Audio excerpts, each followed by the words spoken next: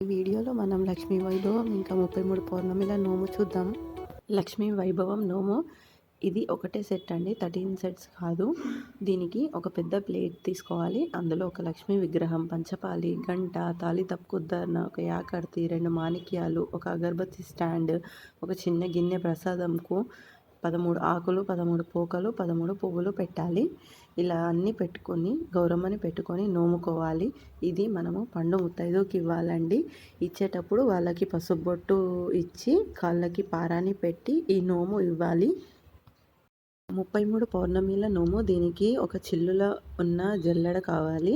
అలాగే 33 అట్లు, 33 తమలపాకులు, 33 పోకలు, 33 1 రూపీ కాయిన్స్ కావాలి. అలాగే 33 నల్లపూసల దండలు, 33 లక్క జోళ్ళు, 33 జ్యోతులు అండి పిండివి. ఒక బ్లౌజ్ పీస్ కావాలి. స్టీల్ది చిల్లుల జల్లెడ తీసుకొని అందులో ఈ ఐటమ్స్ అన్నీ పెట్టుకోవాలండి. అన్ని ఐటమ్స్ సెట్ చేసుకున్నాక దానిపైన ఒక బ్లౌజ్ పీస్ కప్పి దాని మీద ఒక గౌరమ్మ పెట్టుకొని నోముకోవాలండి. ఇది అమ్మకు లేదా కూతురికి లేదా ఆడపడుచుకి ఇవ్వచ్చండి. More videos follow our channel.